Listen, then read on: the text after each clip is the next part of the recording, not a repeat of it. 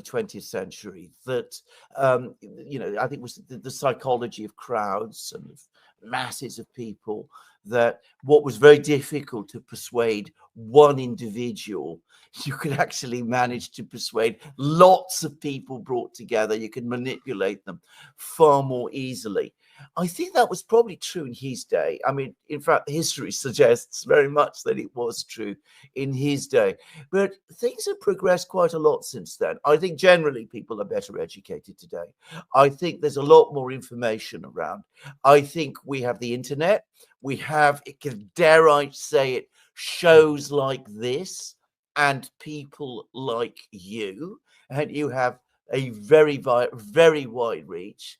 So it's not as easy for someone to achieve that level of manipulation. That was true perhaps when he wrote that all those, a century plus ago. And as for hope, well, where are we without hope? If we have no hope and we despair, then the battle is already lost. So absolutely, I hold on to hope. And that gives me the courage to go on fighting and eventually to win. Right, I'm going to show you a clip now and get your thoughts on it. We're going to go over to Dan Davies' channel. Let's see, where is it? Is it this one? I think it's this one. Major media misinformation. Sure. Yeah, this is it. All right, have we got that on the screen? I do. Right, let me make this big and I'll get your thoughts on it. Let's unmute. Biden could have stopped it, and Zelenskyy could have stopped it, and Putin should have never started it. Everybody's to blame. Have you spoken to President Zelenskyy, sir, about his offer to purchase more Patriot missile batteries? Oh, I don't know. He's always looking to purchase missiles. He's against. Listen, when you start a war, you got to know that you can win the war. Right? You don't start a war against somebody that's 20 times your size, and then hope that people give you some missiles. That was President Trump just a few hours ago. Actually, that was made while we were on the air last. You've done it. So what are your thoughts on that, Alexander? Well, on Trump saying what he did. Well, I think he's right. Now, I know a lot of people have very strong feelings about Donald Trump, and I can understand why completely, by the way. But on Ukraine, he is closer to being right than any other significant political figure in the West that I know. And he's absolutely right. I mean, first of all, this absolutely was an avoidable war. And I think that on that, I have no doubt about this. There were all kinds of things that should have been done and could have been done to prevent it. And the reason it happened, to say it frankly, was because I think some people greatly underestimated Russian resolve and Russian power and thought that if something went wrong in Ukraine, nonetheless, and in spite of that, we would be able to deal such a big blow to the Russians that the Russians would capitulate and break down, and we'd have a change in Russia that was for the positive.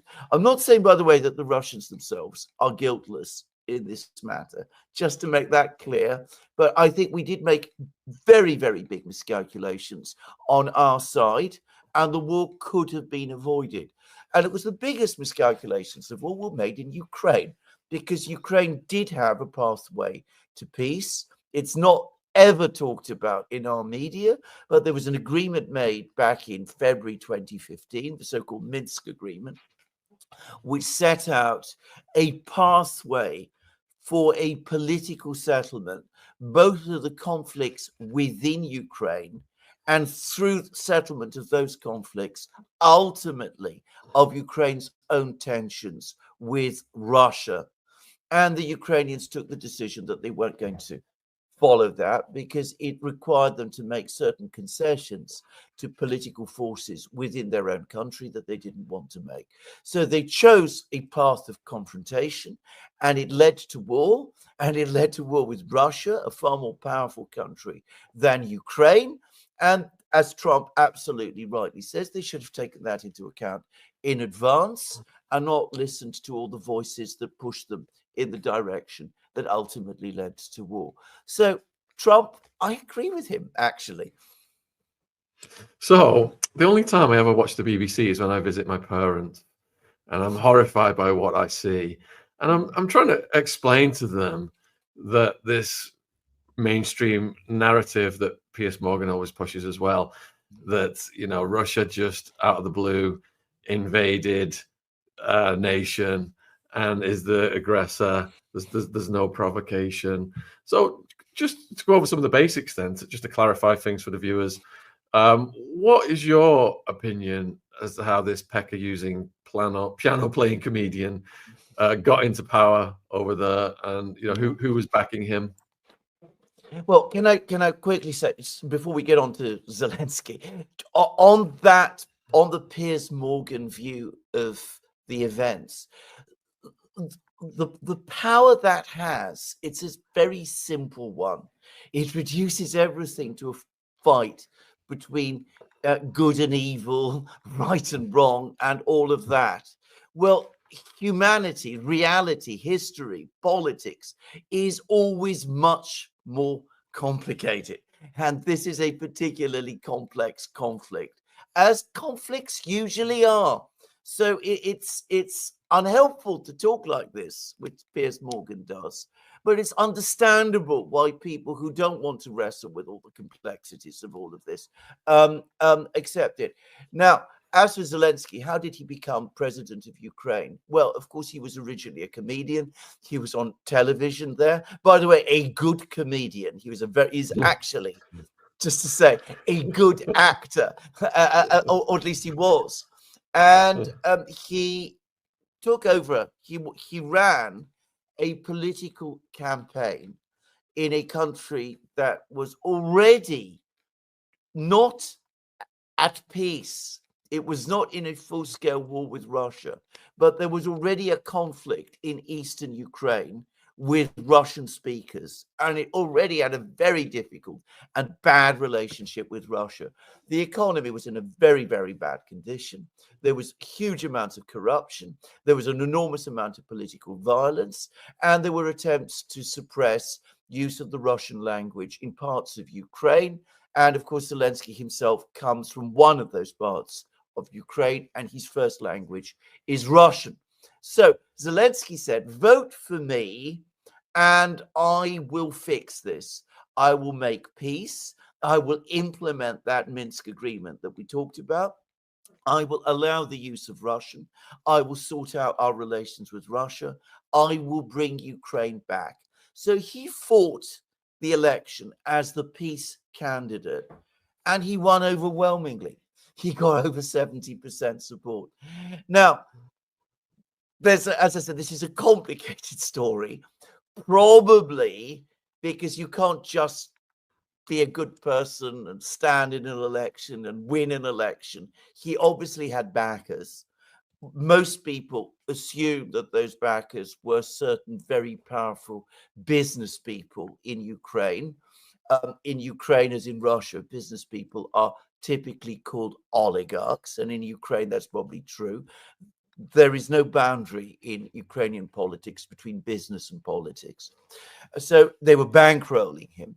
They had completely different agendas, and it's quite plausible that when they supported Zelenskyy and they made him president of Ukraine through this process, they never really intended that he would follow through with all of the things that he said he would do. And in fact, very, very quickly, he reversed his position and started doing exactly the opposite of the things that he said he would do. So instead of supporting use of Russian, he went ahead and continued to suppress it. Instead of saying he would implement the Minsk agreement, he reversed completely and said that the Minsk agreement is unworkable. He continued, in other words, the conflict, and it escalated into the war we have now. And what was the role of America in that, helping him along, and the CIA? Well, they did help him along, and they not only helped him along, but they weren't at all happy when he started to talk about peace in Ukraine and good relations with Russia. I mean, that's the other side of the story that we don't talk about very much in the West, because the West, and again, this isn't even really controversial now. The West always was pursuing a policy of trying to detach or draw Ukraine away from Russia, because the idea was that Ukraine used to be the second biggest republic in the Soviet Union after Russia itself. If you permanently divide Ukraine from Russia, then that makes Russia weaker and it prevents Russia from becoming a great power again. So the result was that we ended up, and I say we because Britain was also involved, we ended up backing all sorts of people in Ukraine who wanted conflict with Russia, and that also played a major role in bringing about the war. So why are the Europeans so gung-ho to keep it going against the will of Trump? Well, that is an excellent question. And I have to say, it doesn't surprise me. But of course, the Europeans also had a very strong interest in promoting this movement in Ukraine. I should make it clear, by the way, there were also people in Ukraine who also wanted to distance Ukraine from Russia for all kinds of reasons. I mean, they had a more Western conception of the future of Ukraine. And that was part of the internal crisis within Ukraine, because a lot of other people in Ukraine, maybe the majority of people in Ukraine, preferred a closer relationship with Russia. But anyway, the Europeans wanted to support this movement in Ukraine. I suspect ultimately for the same reason, that they too don't want Russia to become too strong. Because if Russia were to develop strong ties with Ukraine and Belarus and all of these countries and became a superpower, or at least a great power again, it would be a great power on the the European Union's eastern border, and that might prevent further processes towards eastward expansion of the EU. But it might also create countervailing pressures in Eastern Europe. So countries like Bulgaria, the Czech Republic, Slovakia, which historically had fairly close relations with Russia, might start being drawn back into the sort of Russian orbit, if I can put it like that, and the EU itself might start to fracture. So I think there was that. I think that has always been there. It was unnecessary concern, in my opinion, because I don't think the Russians have ever wanted to break up the EU or anything like that. In fact, I can remember a time, 15 years ago, when Russia wanted to join the EU. But that, of course, was never acceptable because it was too big. All right, viewers, I'm here with Alexander from the DURAN, and his links are in the description box, and I will put them in the live chat. Please subscribe. He's doing really important work. And if you've got any questions, put them in the chat. One of the themes that I was going to ask you about, and someone is asking about it in the chat, is the $250 billion in assets frozen, the Russian assets, and kind of like the financial incentives here. We had Alex Craner on, and he was talking about the minerals.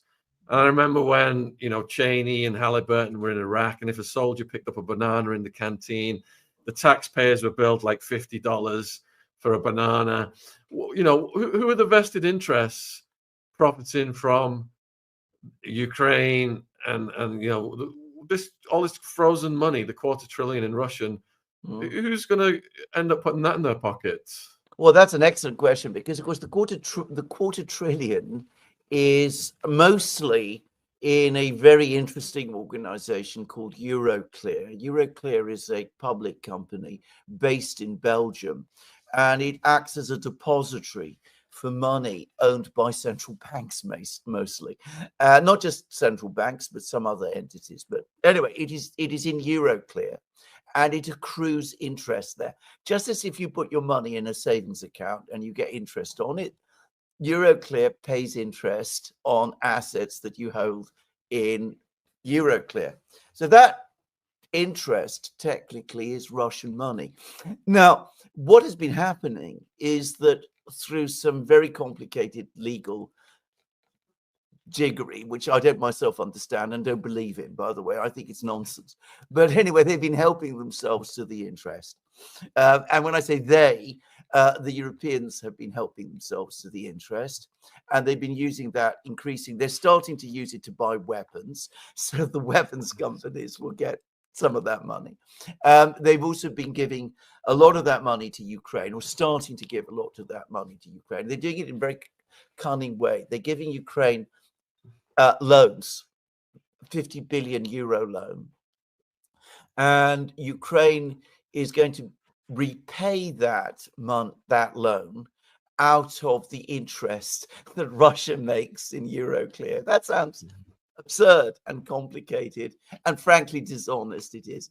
But anyway, that's the idea. So Ukraine, in theory, benefits, but of course, any money that goes to Ukraine goes straight out again, because Ukraine has to buy things in the West, and that goes back to the West, and buys things. It buys all kinds of equipment. It buys weapons. It buys all sorts of things. And of course, Ukraine is the most corrupt country in Europe, so some of that money goes straight into bank accounts in the Caribbean, the Isle of Man, no doubt, and all of those places.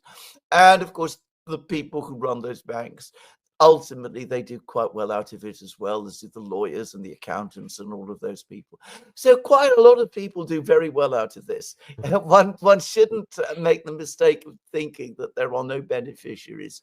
There are lots of beneficiaries, and all sorts of lawyers have already been instructed to explain how this can be done in a legal way, which you can't, by the way. I can tell you that now. But you can always find lawyers who will tell you that you can do something which is fundamentally dishonest, and you can find ways legally to do it. And of course, there have been law firms that have done that, and they've done very well from this too. So a lot of people have done very well out of that, and it's, for the moment, the golden goose, the goose that continues to lay the golden eggs.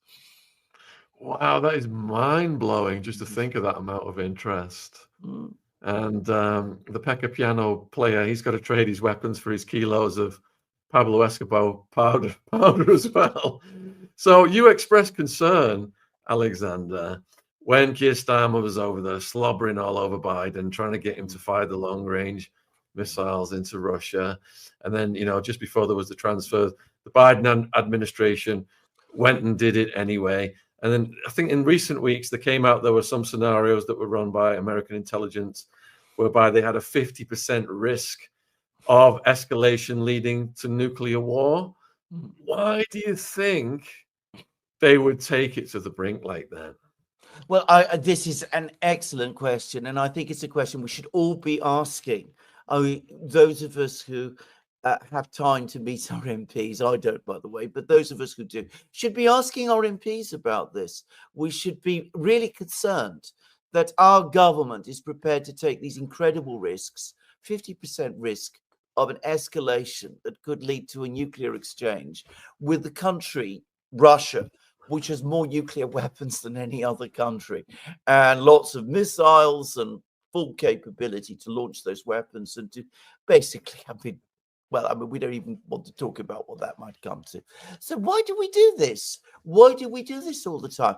Well, at some point, and I say we, the British government, and I don't just mean Starmer, but the entire British governing government system, Conservative, Labour, people in the Ministry of Defence, all of those, they became committed to this war.